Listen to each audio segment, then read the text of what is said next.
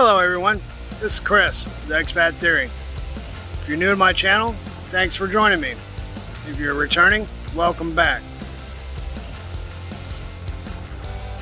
Today we're going to talk about some current events and things that are happening to us out here on the road with truckers. So hang on, I'm going to share that with you in just a moment.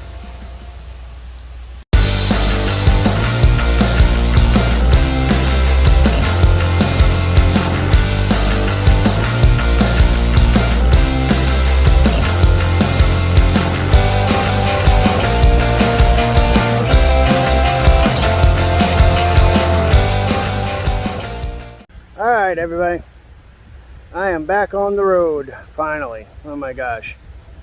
It took almost 2 weeks.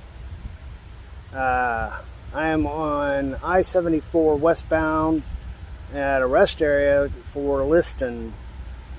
Liston, I'm not sure which. But that's why you'll hear the background noise of the highway behind me here.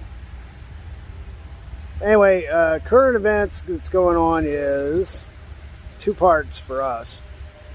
First part's the shortages.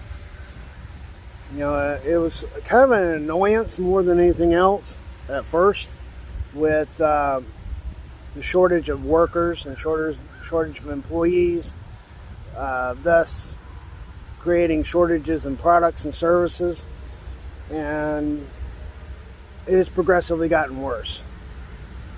So more and more people, I guess, have opted out of going back to work or wanting to jump back into the work scenario and opting to take the government handouts, the free money, getting paid to stay home and not do nothing.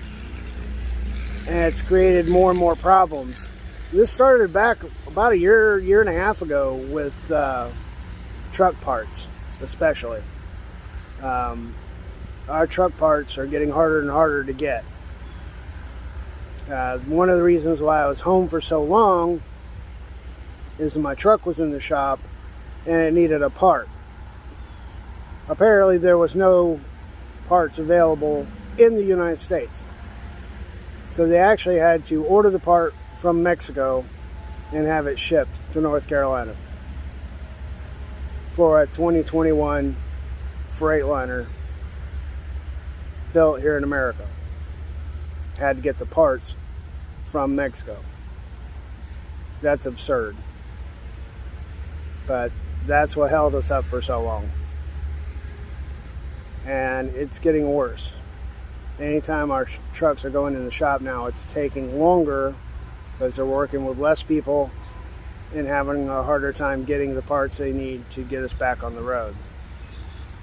Which of course delays shipping, so you're going to see less and less stuff making it on time to the retailers to sell to you. So whatever we're hauling is going to be delayed. Now, the other part is this new thing that our illustrious leader has concocted about vaccines. He's come up with this idea that companies with 100 employees or more are required to have everyone vaccinated or weekly tested. A couple of issues with that. Obviously, the testing's not going to work, because you're going to start running into a lot of problems with having the available tests and available laboratories to be able to process those tests in a timely manner so that people can be tested weekly. And you're talking about millions of people. So it's going to flood the labs. The labs are not going to be able to keep up. And that's part of the point. They don't want you to test weekly. They want to twist your arm and force you into taking this vaccine, which could kill you. I know it's a small percentage, but still, you're running the risk of dying from the vaccine, or you run the risk of dying of the COVID. It doesn't make a whole lot of sense to me, personally. I'm pretty healthy. I'm not really too scared of COVID. So What you're looking at, though, is a large portion, I'm guessing about half of the current fleet. They're not going to drive. They're not going to be forced. Truckers are stubborn and obstinate. They're not going to be forced. They'll park those trucks. Now, you've got a bunch of owner-operators who are considered individual businesses. They won't fall into that mandate. So they can keep running, which is kind of not fair.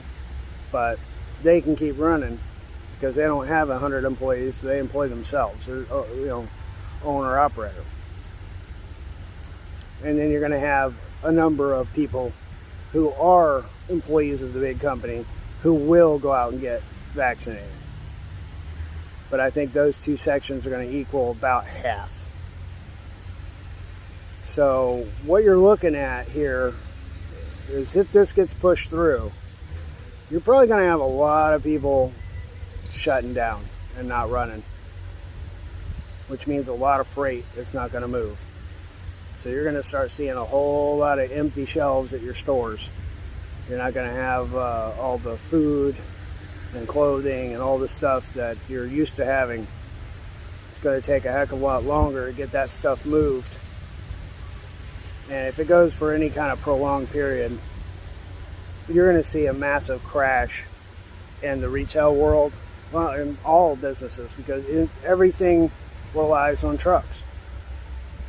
So if you bought it, other than intellectual property or digital, if you have something physical in hand, at one point in its lifetime, it's been on a truck. So if they push this, things are going to get ugly quick. Now, if they're smart, which they're not, obviously, but if they're smart, or they get the bug in their ear, the truck drivers are going to pretty much give them the finger, they will come out with an exemption for truck drivers. Just like they exempted all the judges and the court officials, and just like they exempted all the legislators, your senators and your House of Representatives and all those guys, they're all exempt, so they don't have to do any of this. There'll be exemptions to other companies as well that, line their pockets with lots of money. They better exempt truck drivers. If not, it could be a catastrophe across this nation, which I suspect is also part of the plan. So they're not trying to help us. It's not about health and safety. It's about fear and control. And they don't realize they're poking the bear. Things are going to get bad. Or they do realize they're poking the bear, and that's exactly what they want. They want the chaos. They want the catastrophe to happen.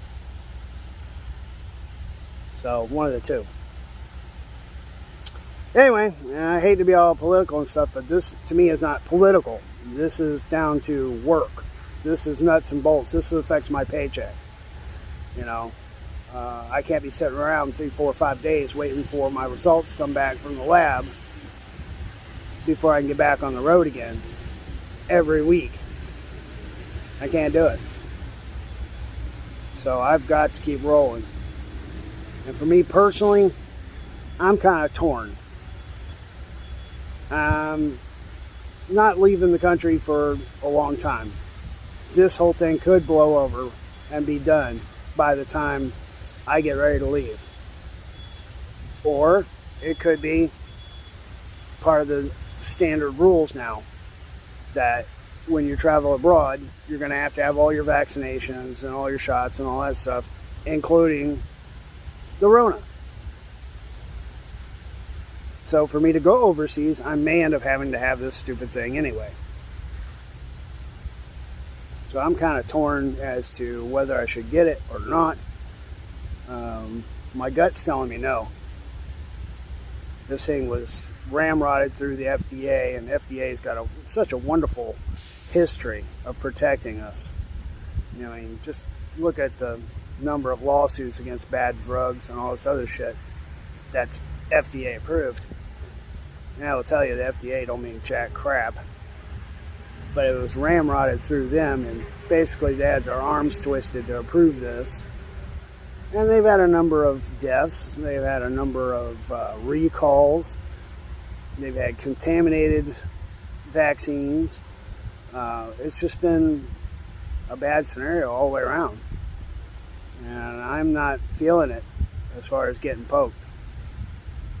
You know, and if you have any kind of underlying health conditions, you know, emphysema, asthma, heart conditions, diabetes, any kind of major health condition, I recommend, you know, personally, it's just my suggestion, yes, go get it. Because it seems that the Rona attacks people that have underlying health conditions, even if they don't even really know they have them. So it seems like this thing attacks weak cells hugely. So it's very dangerous for people with health conditions. But for somebody like myself, I'm in pretty good shape for an old fart. You know, got a couple extra pounds, but for the most part, I'm healthy. And I don't fear this sickness or illness, you know, the fabricated virus, whatever. I'm pretty sure that I can throw it off. So I'm still torn. Right now I'm just kind of stalling because I don't have to. But I'm going to have to probably make a decision if they continue with this process and make it official. I'm going to have to make a determination whether I go get the jab or I get out of trucking. And if I get out of trucking, that might kill my becoming an expat. Because I'm not really educated or